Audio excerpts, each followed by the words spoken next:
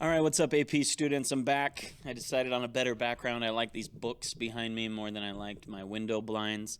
This is my second attempt at recording this video because on my little board over here where I can like do the sound effects, like the whatever these are, you'll hear them right now. I can't hear them without my headphones on, but I've got these effects.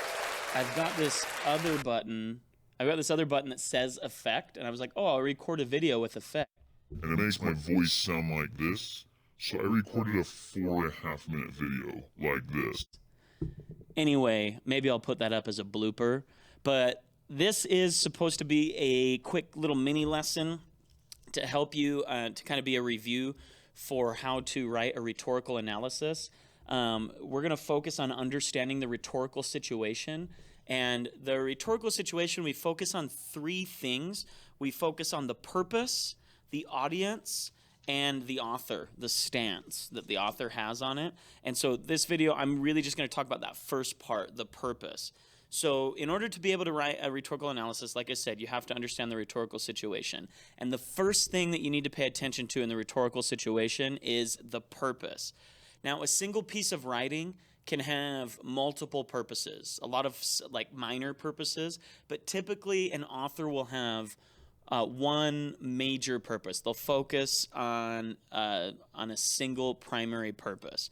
So, for example, the Abigail Adams piece that you've all written an analysis on already, Abigail Adams had multiple purposes when she wrote that letter to her son. She wanted to express her love for her son, how proud she was of him. She wanted to motivate him to know that he was a super talented person.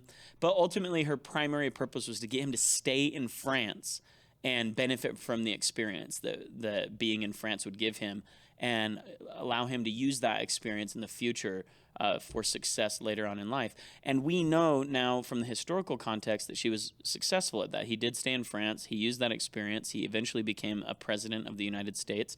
And so she was effective. And now when we're writing our rhetorical analysis, we can see what techniques did she use when she wrote that letter to him that allowed him to become effective, that allowed her to be effective and accomplish her purpose.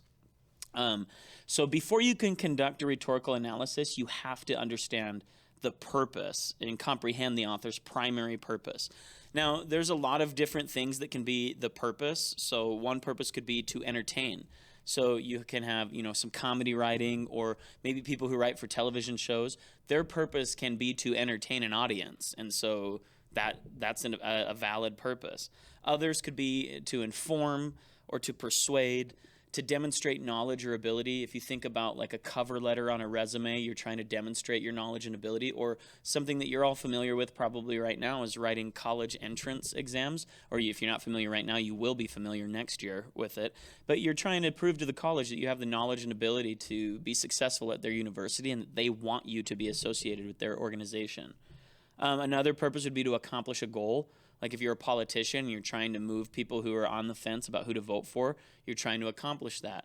Or let's say, I don't know, you're writing an editorial in the paper and you want to convince people to quit buying all the toilet paper because they got enough already.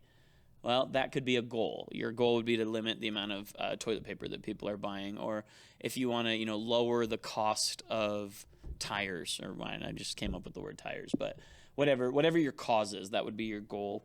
And then you could also speak to a particular audience. And so we're going to talk about audience as another part of the rhetorical situation, but audience and goal and purpose are really tied closely together depending on who your audience is. So for example, when I was coaching volleyball and basketball before the state tournaments, we would have motivational speakers come in and speak to us.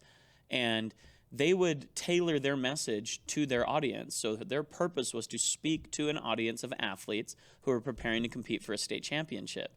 And so that was their goal. Their purpose was to speak to that audience at that time. Things that authors pay attention to when considering purpose. So remember, we're writing a rhetorical analysis. A rhetorical analysis is really writing about other people's writing. So what you need to do is when you read somebody else's writing, you need to think, what was this person thinking when they wrote this?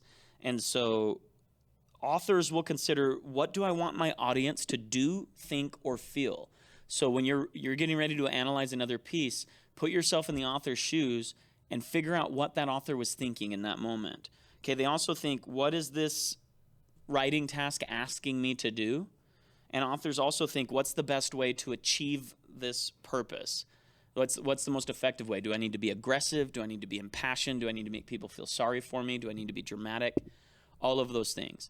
So ultimately, identifying purpose is the first key in being able to do a rhetorical analysis. Once you understand the primary purpose, you can then analyze, and you can in order to understand that purpose, you need to put yourself in the author's shoes and figure out, what was this author trying to do? All right. Peace out.